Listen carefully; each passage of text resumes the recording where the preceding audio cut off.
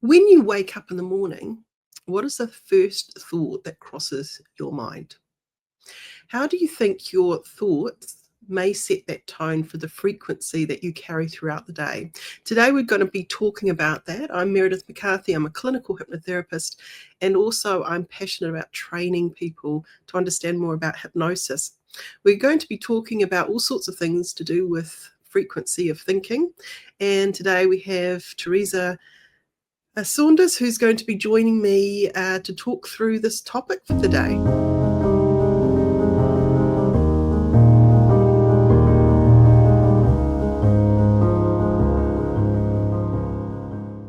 Hi, Meredith. Hello, how are you? I'm good, thank you. Yourself? Good. I actually wanted to share something. I popped into YouTube this morning and there was these two guys and they were talking about Vipassana meditation, like silent meditation. And they shared their journey and how uncomfortable it was and how the thoughts would just like stream through. And there's something like 60,000 thoughts a day that we have as human beings. I thought, Just a whoa, few. there's a lot of traffic going on there. And when you sit in silence, you really become more aware of it. And it got me thinking. And if we think about, waking up every morning with that intention of what thought do I want to start my day with? I think we do have some power over that. We can set intentions up for how we want to journey a day. What are your thoughts? Yeah, I totally agree with you there, Meredith. I think first thing in the morning is one of the most precious times of the day where we can actually set intentions as we wake up because, we're in that similar state to hypnosis as we're coming out of our sleep and moving forward with our day. So it makes a big impact of first thoughts in the morning to shape our day, huge impression. Mm. Well, when we look at how do we go to bed at night with that intention, that is something that we can start to potentially practice.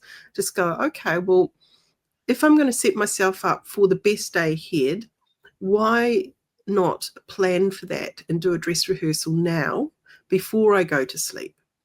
And some people believe that that has a huge effect on rewiring the brain and how we are going to turn up. So we are more likely then to run a better program, more mindful program.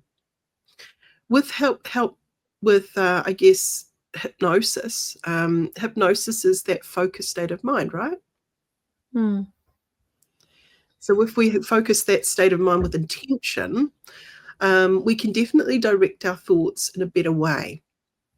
What I also found interesting about today's tuning into their podcast on Vipassana and the stream of conscious thinking, that you are not your thoughts. That this was the takeaway that they had, that we are not our thoughts, but we can direct the thought. So instead of the thought coming in unfiltered, we can start to ask ourselves how that thought is serving you. How is that thought affecting you in your daily life? Yeah, we can do a check-in with ourselves, can't we, throughout the day or the morning?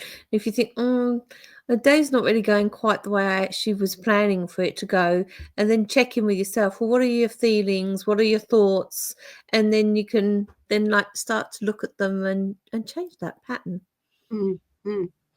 I think for a long time I've been teaching people meditation, and they talked about a single pointed attention as one of the first journeys of doing Vipassana meditation. It's a silent retreat. Okay, so you have to sort of focus on this area here with the breath, the moving in and out, and that's what you do for the first 3 days for 10 hours a day. So now I don't Full expect anyone focus. else out there to do that in their daily life. It is a pretty big task. However, we can start to go, okay, well, instead of the stream of thinking just being a stream of thought, let's imagine we could use a mindfulness technique to draw ourselves back to intentional focus.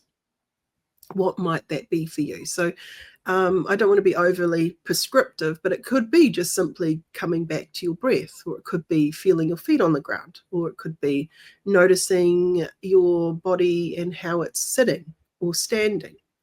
So you're kind of coming back into the moment in time. Now,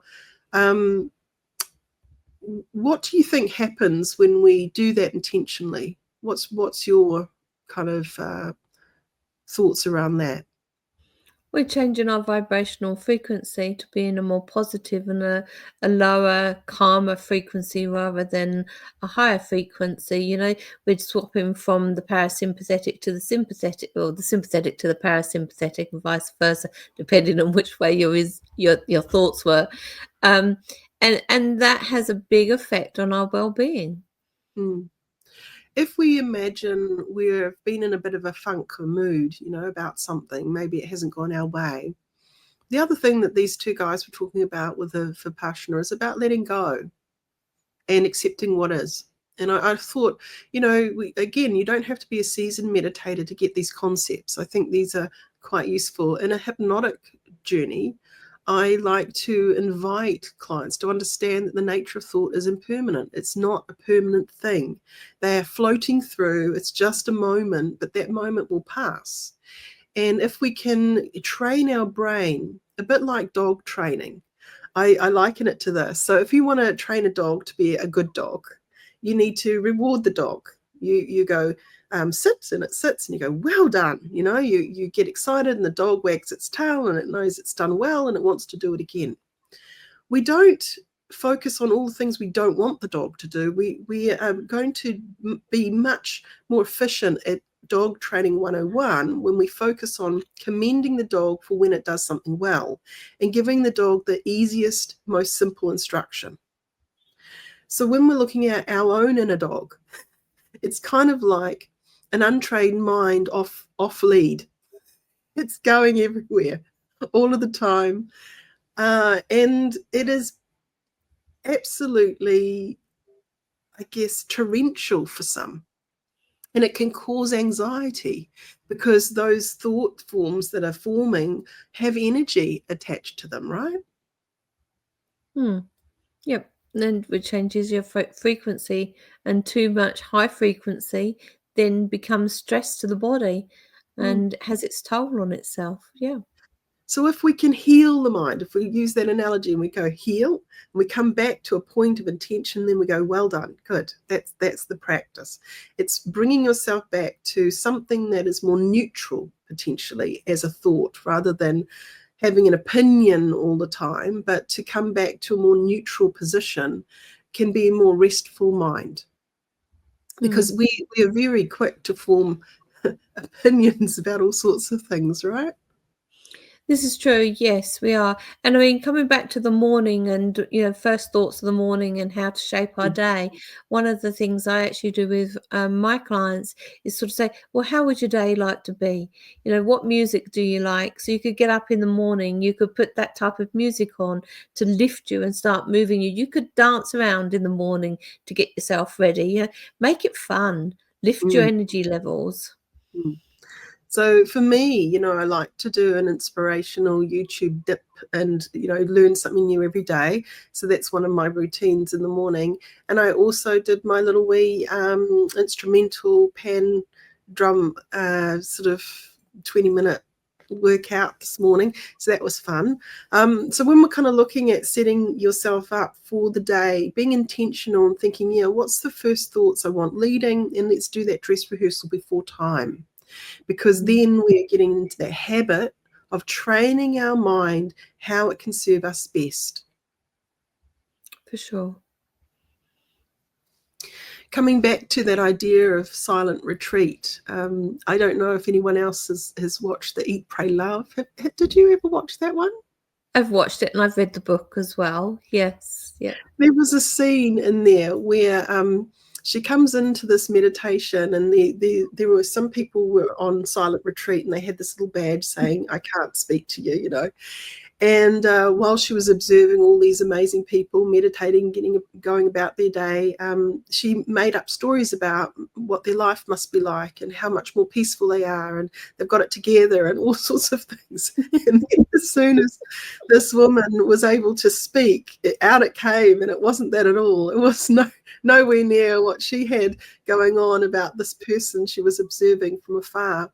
And I think it's a good lesson for us sometimes that we can look outside to the world and we can compare ourselves very harshly about who we are as human beings, and that, it's not good enough and we are to this and to that, and not good enough in the way of according to whom and what. Like, sometimes we make up these stories and they can really take that self-esteem down a number of notches. So, what are the first thoughts that maybe are going to grow your self-esteem, your feeling of wellness, your feeling of right to be here in the world, enjoying your journey? All of those sort of thoughts have a positive frequency about them. We don't know what anybody else's journey is going on, and we have no idea, the same as others don't know what's going on with us, but we can control how we feel and how we set up our day or change our day. If it started off okay and then something's happened and it's blipped, then it doesn't have to stay down like that. We can change it, we can flip it again. Absolutely. So when we're kind of looking at that idea of being in control rather than out of control, we can absolutely brain train. And I think hypnotic suggestion, instruction, the clearest instruction wins. And this is how hypnotherapists work with people. They instruct in a very clear way what is going to happen next, highlighting the high points and thinking about the energy that that's going to bring, and maybe a positive emotional outcome. So I'm going to feel empowered, I'm going to feel confident, I'm going to feel strong, or I'm going to feel proud of myself. Now, even though it hasn't happened yet, we can absolutely invite that to be a reality well before time. So coming back to that morning ritual, I invite you all to think, how do you want to start your day? Maybe put in the comments below some ideas that you're going to action, so you have some external witnesses there. Share it with us. So it's a good thing to do, is to have some external witnesses. Absolutely. So I think, when we're looking at changing the frequency of thinking and improving that thought frequency into a more empowered one, maybe even look at what are some areas that you feel you're lacking luster, you're just not feeling so great in. And does that need to be a belief that is time to be shifted? Is there a belief that you need to shed? Talking about shedding. Now, we were having a little wee celebration for the end of the year for the association that we belong to for our hypnotherapy. And one of the members was sharing about this technique where you're journeying someone through, and you say, go through your life and just think about the things that you're ready to let go of. And just do it. And then just leading them into silence to just go and do that process. And once you've done that, just nod your head. And this particular colleague of ours, they were really, really shocked at how effective that was. It actually changed the way they were working with their clients. And I think when we're thinking about thoughts and the frequency of thoughts, let's imagine that could be something you could do every day and just go, hey, what is something that's been rattling around that I'm done dealing with, that I want to let go? And just let yourself do it. Let yourself fall into silence and just kind of go, yeah, I'm going to imagine myself letting that go, and then move into your day. So is there anything else that you'd like to sort of share about daily rituals and, how to start the day, Teresa? I think really just a capture of what you've actually sort of said is maybe set up the night before of how you'd like your day to begin. You could you can journal and let go what's no longer serving you as well, which is a release. Then in the morning, wake up with that positive mindset and do something that helps you move forward with that positivity for your day. and let it go. Just let go. Don't worry about things. Just let them go. It was a moment, a tiny little moment out of your day. Just let it go. Don't let it affect the rest of your day or your life. So, Yeah. sorry, I thought you were going to say something. Right. So yeah, thanks for having me along, Meredith. And I just like remind the viewers to press like, subscribe, and share on these. If they're finding them fun or know people that would be interested, then share along with your friends and family. And if you're interested in learning more about hypnosis, go visit the website nzach.ac.nz and check out what we have to offer for the new year coming. So thank you everyone for tuning in for another week, and hope to see you back here next week. Bye for now. Bye.